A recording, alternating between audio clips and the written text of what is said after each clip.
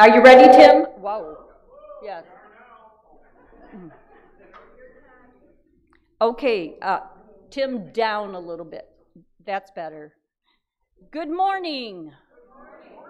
Thank you. To those of you here in our sanctuary and to those of you viewing us online, my name is Chris Monk, and I welcome you to the Unitarian Universalist congregation of Flint. We are a progressive LGBTQ affirming religious community where people are encouraged to be themselves.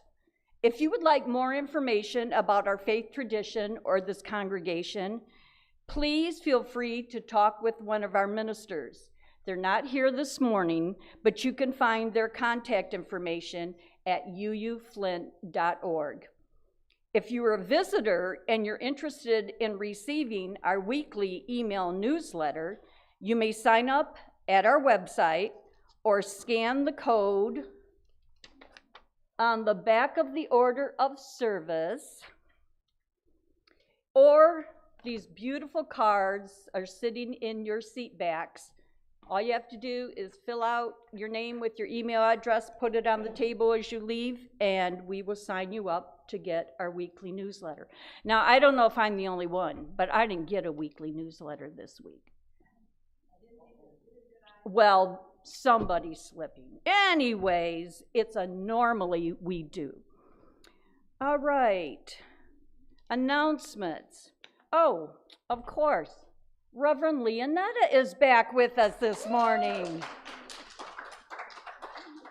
She used to fill in a lot for us when we were on our own for those 3 years, and she'd come up here and it would give us a break from doing it ourselves. And she's been busy down at the Brighton Church, but she just recently retired and decided, well, I can't do nothing, so she came up here to join us, and she's actually going to be here another time this summer too. So that's really great to know. And announcements on the back of your order of service. I want everyone to really remember, save the date, June 9th, after the service for our congregational meeting. We have it once a year. It's really important, and it won't be real long, haha. But please plan on coming to that. And there are some greeting cards, thinking of you cards downstairs that people can sign this morning. So they're for Raina and John. They're having kind of a rough time right now. So if you could go down after the service and sign the cards, that would be great. A last thing for announcements is we want to have everyone remember that this is Memorial Day weekend. I know it's considered a holiday, but it's also, let's remember what it really stands for. We honor those who have served for our country. So please remember Memorial Day for what it is supposed to be tomorrow and for the rest of the weekend. Okay. Oh, no, I'm just trying to mess her up today. Okay, our chalice lighting.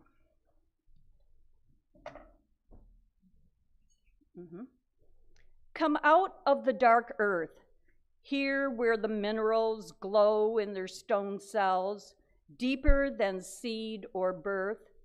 Come into the pure light, above all heaviness of storm and cloud, to this light-possessed atmosphere.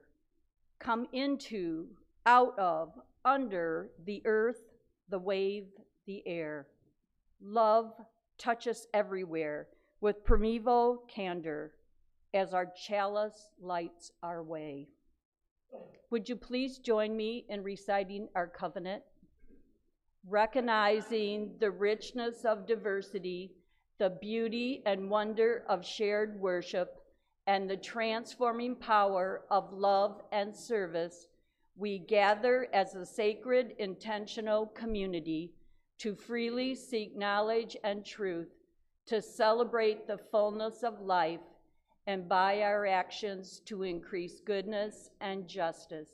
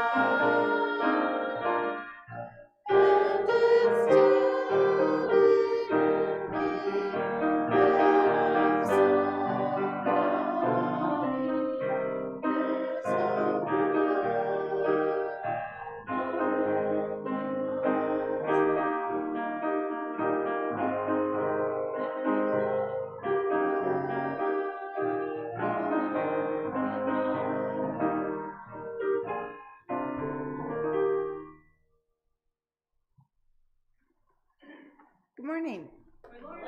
It's great to be back in this pulpit that feels like it was built especially for somebody that's 5'3". I feel so perfectly formed here. So I'm going to actually emphasize a little bit more about Memorial Day in my opening words. It's great to be back with you. I've been off to Brighton for 18 months. It was quite a drive from Sterling Heights. I-75 is much straighter than 696 and 96, so you're even positioned in the right spot.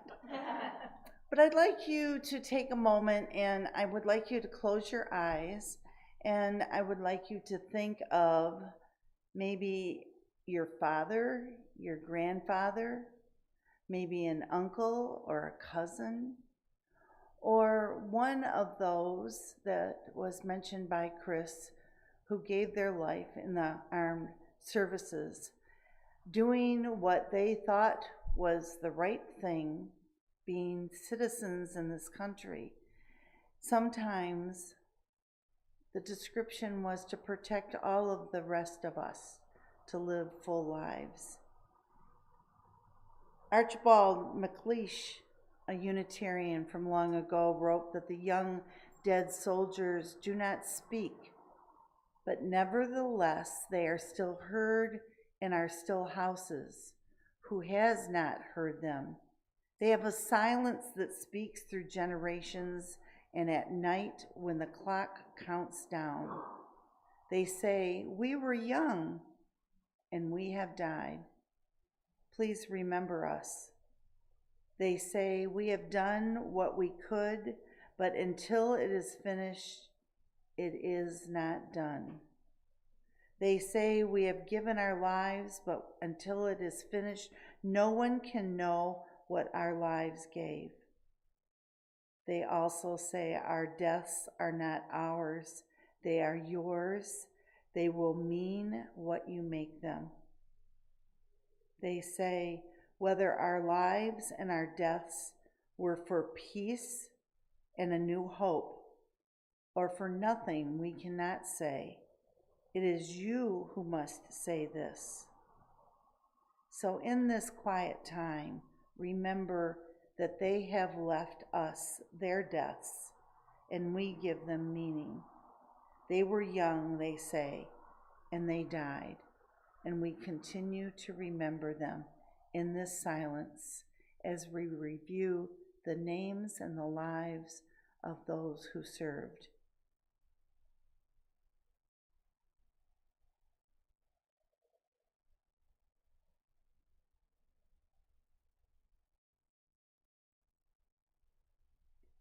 And I will start with Jack Patton.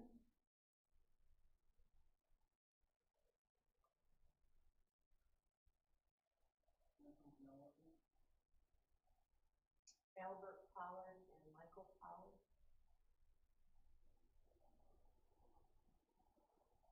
Jill Slade. David Meyer. Lee St. Clair. Larry St. Clair. Bob Wilson.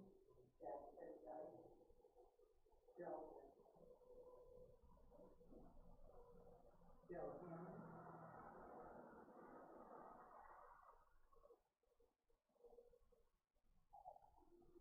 Kenneth Leonard and Winston Howard. Anthony Franklin.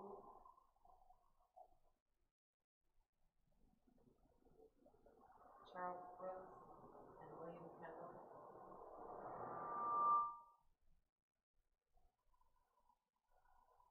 For all those conscientious objectors who did alternative service.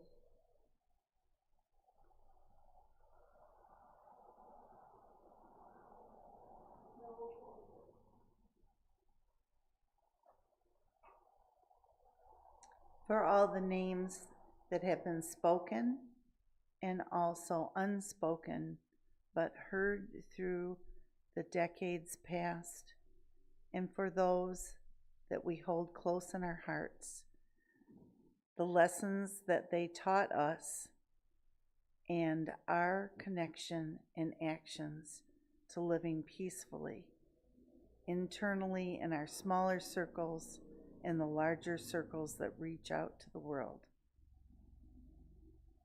So be it. Amen.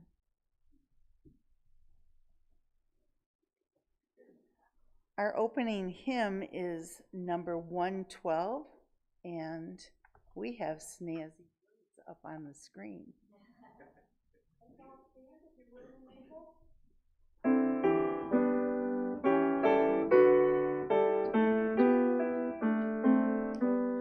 Do you hear, oh my friend, in the place where you stand, oh the sky through the land? Do you hear, in the heights, in the plain, in the vale, on the main, in the sun, in the rain? Do you hear, through the roar, through the rush, through the throng, through the crush, do you hear in the hush of your soul, hear the cry, fear and still, hear the heart's call to will, hear a sigh, startling trill, in your soul, in your soul. From the place where you stand to the outermost strand, do you hear, oh my friend? Do you hear all the dreams, all the tears, all the sighs, all the prayers?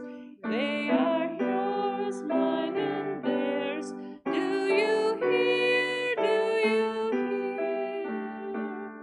Thank you so much. Please be seated.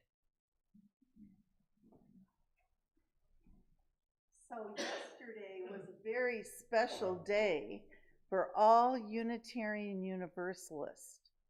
It was someone very special in your history's birthday. Does anybody except my spouse know whose birthday it was in Unitarian Universalist historical circles? They used to call him Waldo. Who was it? Ralph Waldo Emerson and Reverend Leonetta.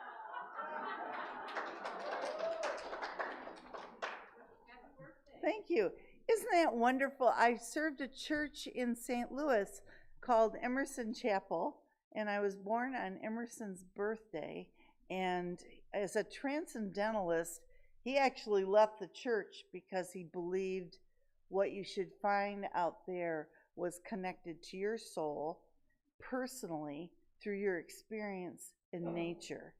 And these meditation words reflect. I want you to close your eyes again, and I want you to really hear these words as a transparency for yourself of not comparing your experience to anyone. And we're going to think about what is going on in our personal souls today. Those roses under my window make no reference to former roses or to better ones. They are for what they are. They exist with God, the universe, the oversoul, and nature today. There is no time for them. There is simply the rose. It is perfect in every moment of its existence. Before a leaf bud has burst, its whole life acts. In the full bloom flower, there is no more. In the leafless root, there is no less. Its nature is satisfied, and it satisfies nature in all moments of life. We postpone and we remember. We do not live in the present, but with some reverted eye lament the past, or heedless to the riches that surround us, stand on tiptoe to foresee the future. We cannot be happy or strong until we live with the nature in the present, above time. And as you think about those pieces and connections of your life that are coming to a spring fruition, a time of blossoming, a time of connecting, I'd like you to think about a place that you have connected with people that matter to you, and use this time to acknowledge your connection to someone special or an event or something of significance that you would like to acknowledge by your candle lighting in the silence.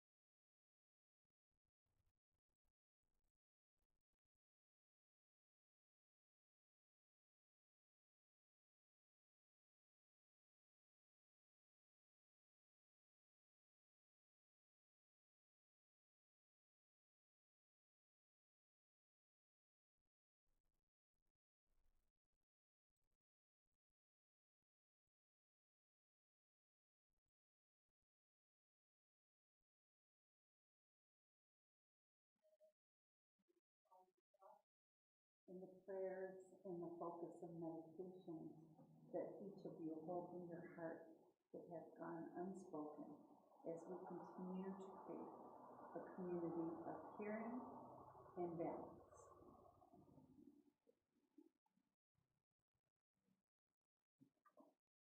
So in some cultures, even when there is a tragedy, people still dance.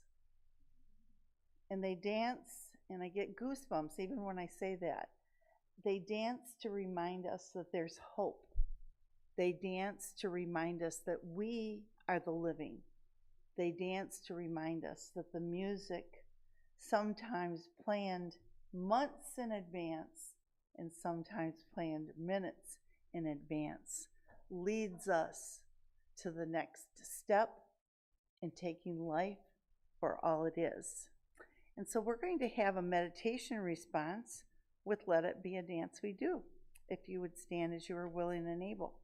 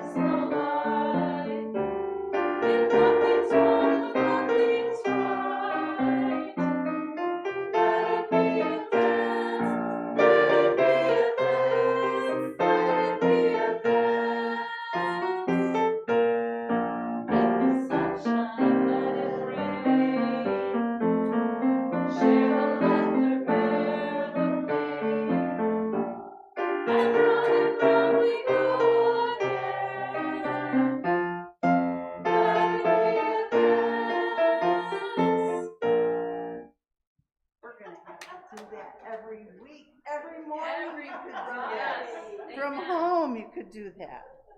So I know that some of you were thinking, oh my gosh, Reverend Leonetta is so rude.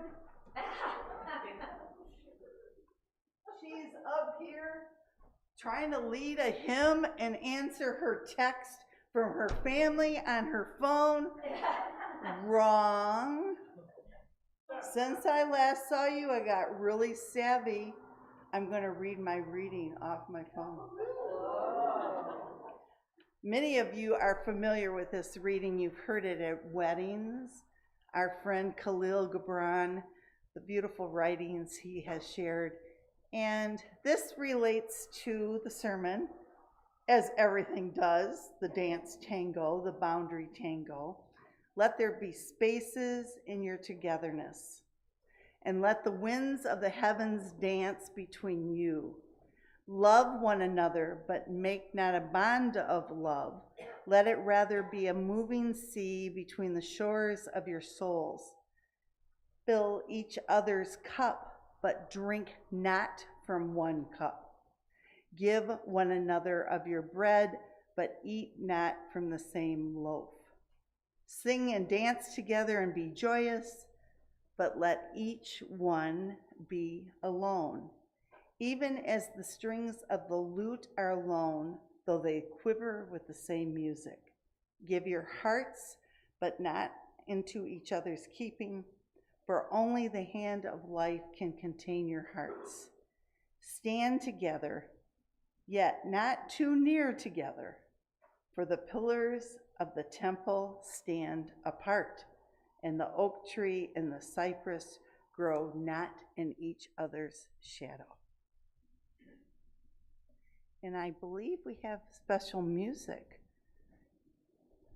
The puppy is sleeping through all the dance music. He's used to it.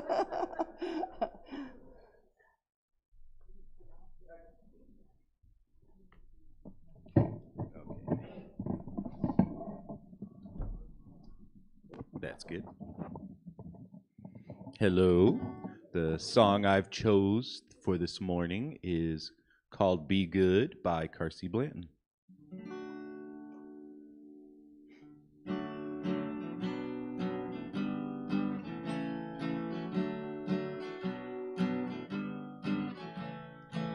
Jesus Christ was a handsome man. He had nothing to hide. He said, give food to the hungry. Bring the homeless inside. Jesus Christ was a dangerous man. That's the way that he died. He said, be good to the people you love and love everybody alive. Be good to the people, be good. To the people, be good. To the people you love and love everybody alive. Dr. King was a preacher. He had God on his side. He said, all God's children are brothers. Don't cast your brothers aside. Dr. King was a dangerous man. That's the way that he died. He said, be good to the people you love and love everybody alive. Be good to the people, be good. To the people, be good. To the people you love and love everybody alive. There ain't nothing more criminal than kindness. There ain't nothing more valuable than blindness. We'll make a martyr out of anyone who reminds us we all want to be free. Be good to the people, be good. To the people, be good. To the people you love and love everybody alive. Love everybody alive. Love everybody alive.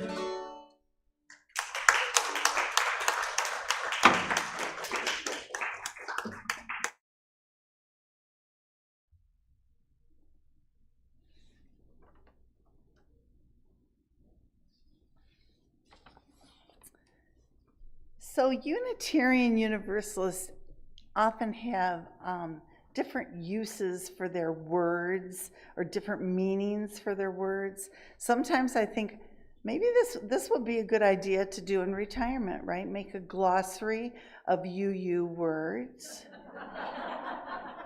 And so when we, for instance, have the word God, there would be like at least 7 other words. You know, the ultimate reality, the divine. I'm gonna step into a dangerous territory here. I know a lot of you have a particular opinion about Article 2, I've heard.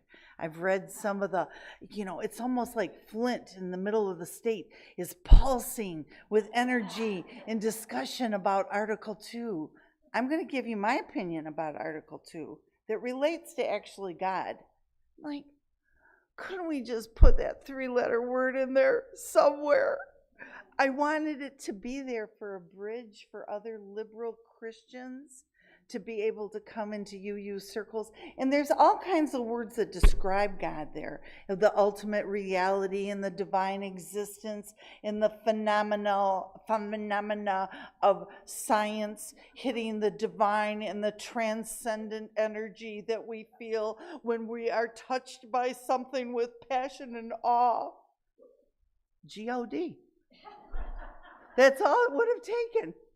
Now the rest is up to discussion, and you all have done a good job, and I just kind of jumped a boundary there in the boundary tango to get me into this space of our words. So boundaries. This is not just about congregational boundaries, but it's also about personal boundaries. This topic that we tackle is fitting for all of us to be called a tango dance, a boundary tango. A boundary tango, because that dance that you're familiar with from even just seeing it in movies, oh, I'm starting to forget actors' names, but remember the Italian actor? I think he was blind and he did the tango with that woman. Anyway, Al Pacino, thank you. Anyway, that's what's going on in my mind. Who knows what's going on in yours about the tango? The tango is this dance that's often unpredictable. It just starts going smoothly, and then all of a sudden, and then the woman dips, and then the man bends, and then they hold this extended pause, changing moves, sometimes gliding. Then those angular jerks. And this is what the parallel is to how we sort out boundaries. It's never one smooth, direct rule, both personal and congregational. This unpredictable changeability to boundaries is the information about what is shared and how it is shared. In healthy congregations, there's this level of transparency. It's expected for all the members of the congregation. For instance, of course, the budget. The budget is transparent. You know where your money is being spent. You get to vote on the budget. Sometimes you have to adjust the budget on the spot. Did you say you're having a congregational meeting soon? Oh boy, it's fine. Usually UUs are, of late, those meetings are quite lovely, and sometimes you even get special treats. So you know how that goes. So that's very transparent. And transparency of the business is one thing in a congregation, but of information of people's privacy about their lives is another boundary. We want to be compassionate. We want to be a responsive congregation, but we want to allow boundaries around those personal boundaries to be formed between our members. This is a good point. When something is shared confidentially, whether during coffee hour or retreat or lunch or at a meeting, it means that information needs to stay where it is heard. It does not mean that the information is shared, but you leave out the name of the individual.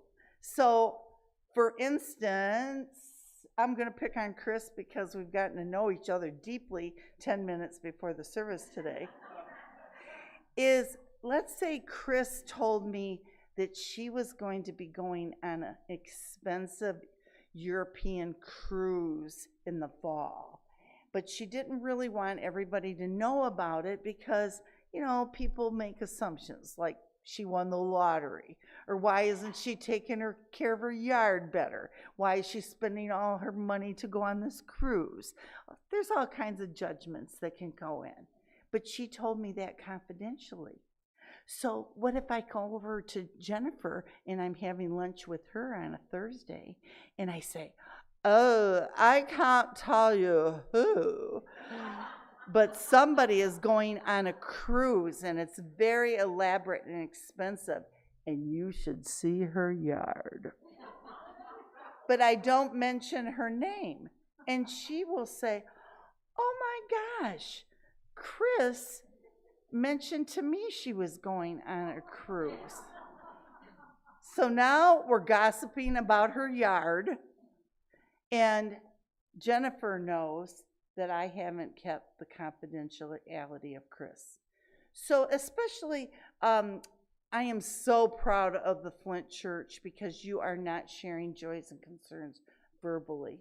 But sometimes people will get up, or even during coffee hour, they'll say, well, so-and-so is having this kind of surgery. That's up to so-and-so to tell you.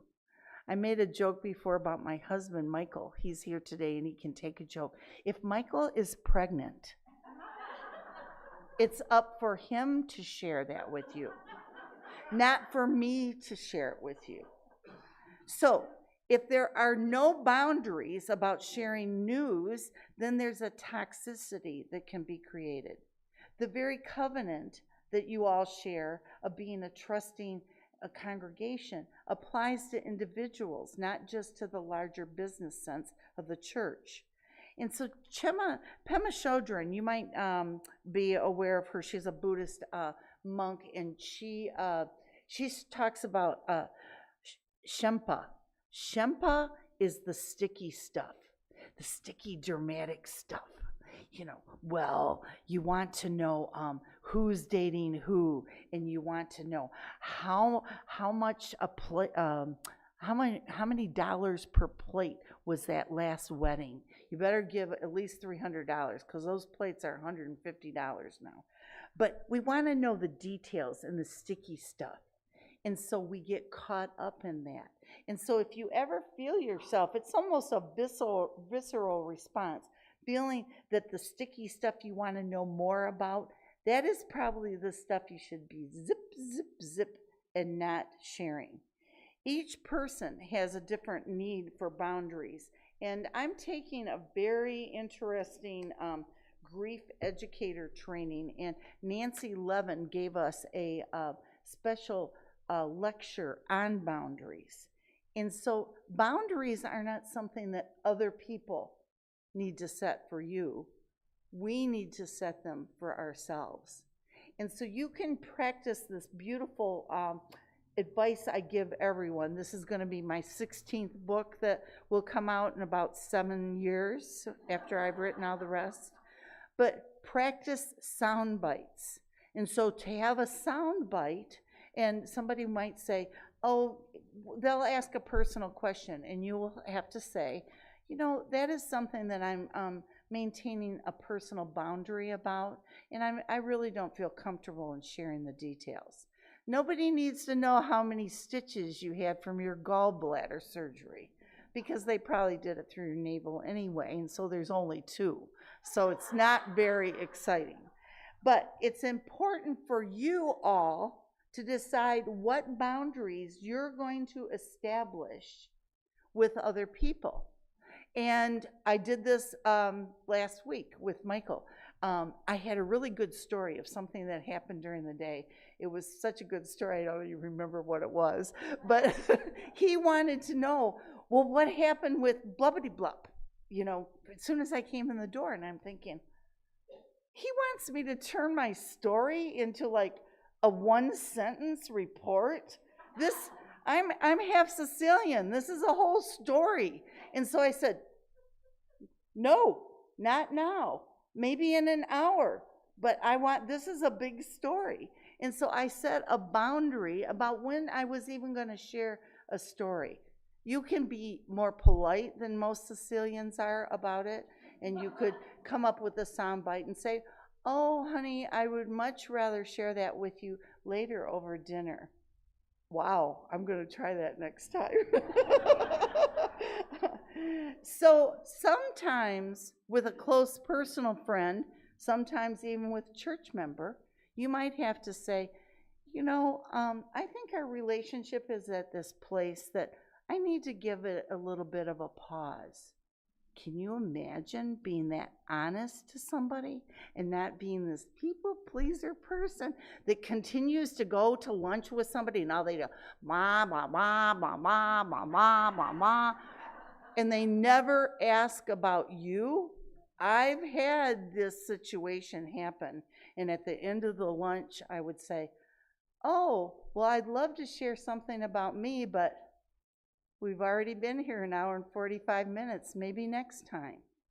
A nicer way to say that would say, "Julie, I've really enjoyed your conversation today, but I think I'd like to give our conversations a little bit of a pause.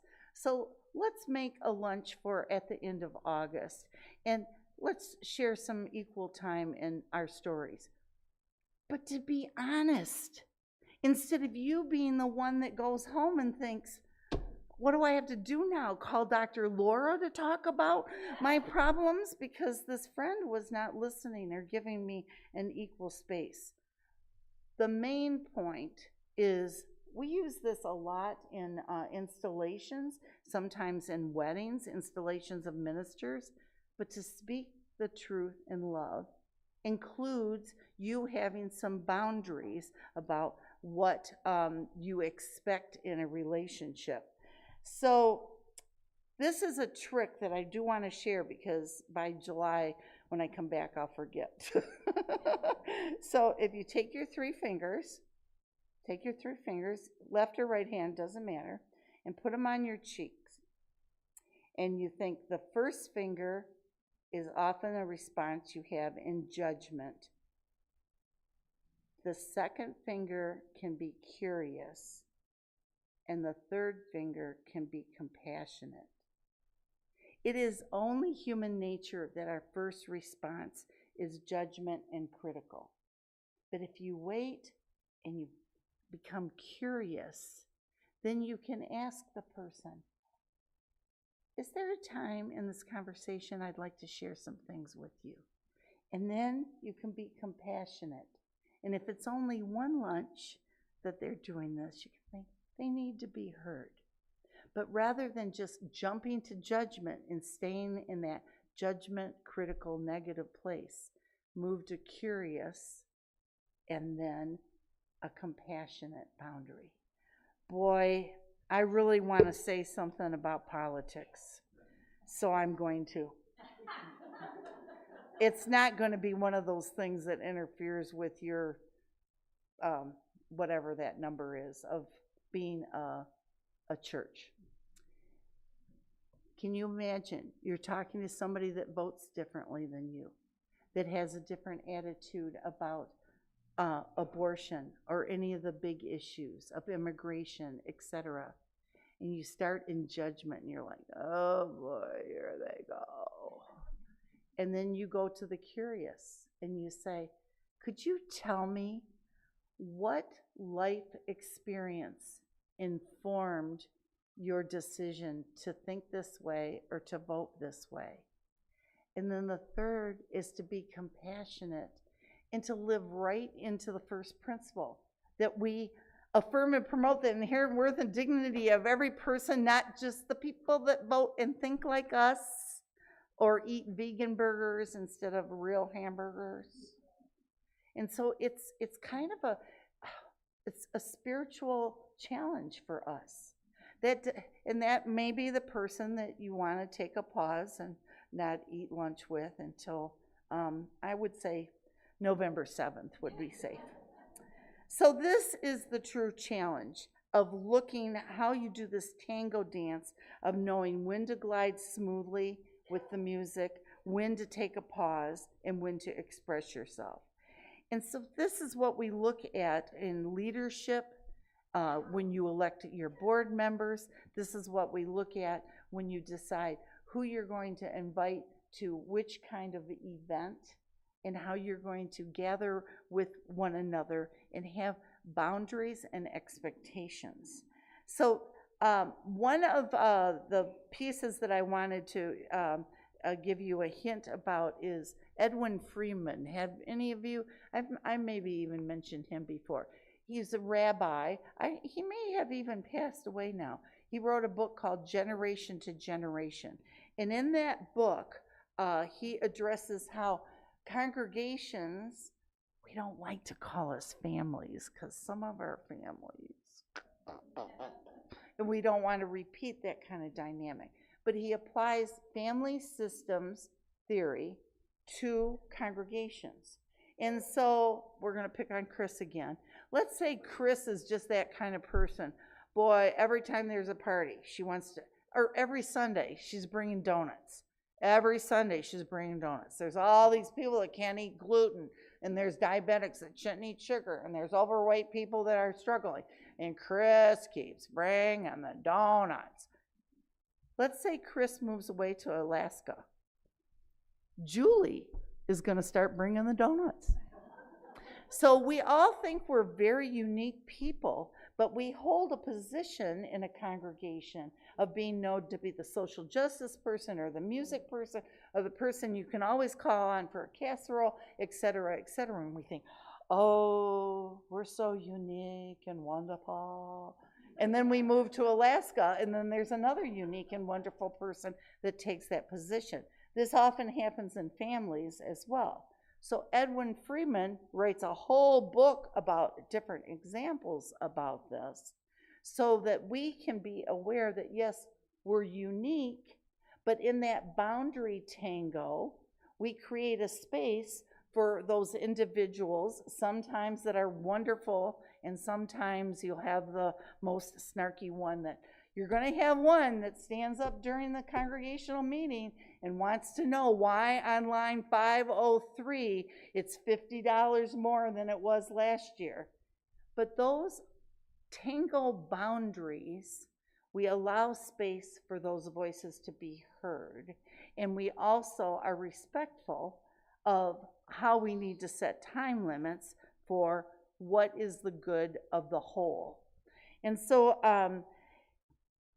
this is the space where I think that our little think thing can come in. You all have heard this, of the word think. If you're going to say something, you think, right? Is it true? So that's the T. Is it helpful? That's the H. Is it inspiring? That's the I. Is it necessary? And is it kind? And so if it passes those gates, then you can share it. Sometimes if you wanted to cross over boundary tango and you wanted to move even into Buddhist thought or Unitarian Universalist positive thought or the transcendentalist thought, you would say, is it true? Is it helpful? Is it inspiring? Is it necessary? Is it kind? We're watching a Netflix series right now that if I ask all those about it, I wouldn't tell you what series it was. Because it's kind of scary and it's kind of violent and it's kind of wrong. And as a practicing Buddhist, I should not be ingesting it. I should have more boundaries about what I'm taking in because it's maybe true, it's not very helpful, it's not inspiring, and it's not necessary, and it's very mean, and it's not kind. So that is something that I would choose then not to share with you because I don't want it to multiply. So I would share with you something beautiful and wonderful that has happened in my past week rather than share something that's going to continue to grow as a seed of negativity. So you each choose. You have so much control over one thing, what goes in and out of here. That's it. Not anybody around you. So you think, Is it true? Is it helpful? Is it inspiring? Is it necessary? Is it kind? And sometimes that leads Unitarian Universalists into practicing more silence and meditation. And that's a good thing. That's a good thing. So all of these pieces come together as you do boundary tangos and get to learn one another's propensities for sharing, learn one another. You will actually be attracted to people that have healthy boundaries, because you will know that the information about the cruise isn't going to be shared. You will know that when you said something about a loved one, that they're going to hold that in confidence and know that you only needed to have some feedback about that. And you didn't need to have a whole gaggle of people coming up to you and concern and care. And so all of these pieces can come together. And so I would like to share these words with you from John Wellwood. I think this is something that's important to be reminded of for all of us. We all aspire to be something better and different. We want to be healthier. We want to be thinner. We want our yards to look a certain way. We want to be accepted. We want to be liked. And John Wellwood sets this boundary for us, that you are enough.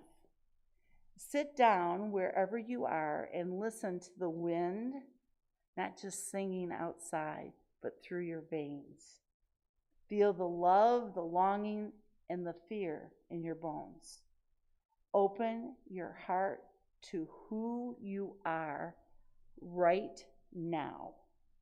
Not who you would like to be, not like the other roses.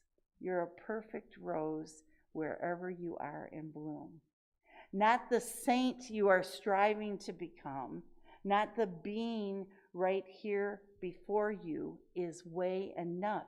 Inside you and around you, all of you is already holy. You are already more and less than whatever you can know. Each time you breathe out, each time you touch in, and each time you let go. And so this is when we do a little chant for a second. When I breathe in, I breathe in peace. When I breathe out, I breathe out love. When I breathe in, I breathe in peace. When I breathe out, I breathe out love. One more time. When I breathe in, I breathe in peace. When I breathe out, I breathe out love. How lovely. You're already enough. You don't have to establish any boundaries today, because you're already enough. And you will know what to do when Monday comes. So be it.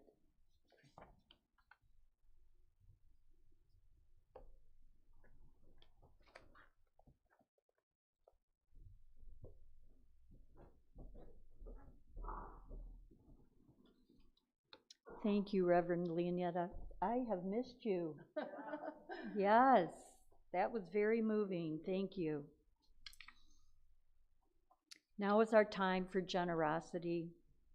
We offer our gifts of time, talent, and treasure to work for justice, to create a safe space for all who come to explore and to heal those in need of comfort. We invite you to join us as we take the collection by placing your offering in the basket at the back of the church as you leave, or by making an online donation at uuflint.org, and all gifts are gratefully accepted.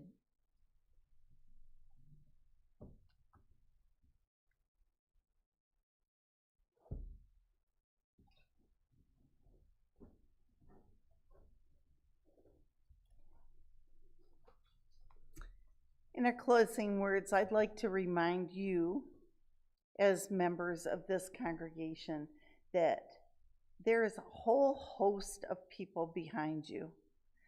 You have probably, in the last few years since I've been here, lost some important members, either people that have to remain homebound or people that have moved on through the heavenly gates, we will call them. You sit here with energy and passion and love and compassion for one another. It has been so lovely to cross paths with some of your leadership from the Brighton Church and here, and we're both about at the same place. We're up to past 80 members. Shh, tell everybody. And sooner or later, we'll be at that magic 100 and moving forward. And so as you move into this Memorial Day weekend, whether it's quiet for you or filled with something red, white, and blue and some potato salad and a hot dog someplace, remember that you are enough and you're in the right space at the right time. And I will be happy to greet you in the vestibule towards the end of the service. And Chris, we're going to extinguish the chalice together. Chris knows the words, I know the actions. Right. Please join me in extinguishing our chalice. We extinguish this flame, but not the light of truth, the warmth of community, or the fire of commitment. These we carry in our hearts until we are together again.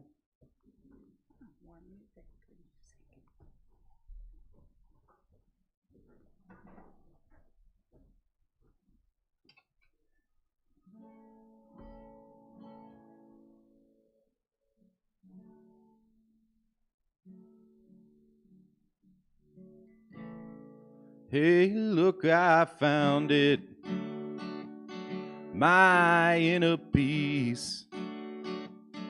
Hey, look, I found it, my inner peace. Hey, look, I found it, and it felt like such sweet relief. I finally found the inner peace inside of me. Hey, look, I found it, my empathy. Hey, look, I found it, my empathy. Hey, look, I found it, and it felt like such sweet relief. I finally found the empathy inside of me. And the world goes around and around and around and around, and when sun shines on us all, ain't nowhere to run, nowhere to hide. And the world goes around and around and around and around, and when I'm feeling small, I open up myself and I look inside. Hey, look, I found it, my inner peace. Hey, look, I found it, my inner peace. Hey, look, I found it, and it felt like such sweet relief. I finally found the inner peace inside of me. I finally found the inner peace inside of me. I finally found the inner peace inside of me.